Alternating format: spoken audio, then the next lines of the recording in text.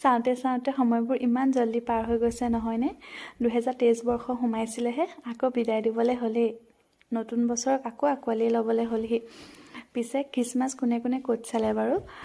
আমি ওলাই আহিলোঁ গোলাঘাটৰ মিছন পট্টিত থকা চাৰ্চলৈ।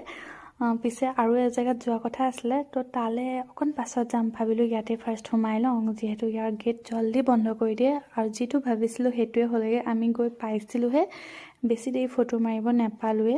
গৈছিলোঁ অকণমান ফটো মাৰিলোঁ আৰু বন্ধ কৰিলে গেট। তাৰপৰা আমি দুইজনীয়ে দেখিছে নহয়, কাপোৰ মিলাই মিলাই পিন্ধিছোঁ, যিহেতু খ্ৰীষ্টমাছৰ লগত অকণমান মিলাই পিন্ধিলে ভাল লাগে নহয়নে? তাৰপৰা আহিলোঁ আমি ডনবক্স, আমাৰ ঘৰৰ ওচৰতে থকা চাৰ্চটোলৈ।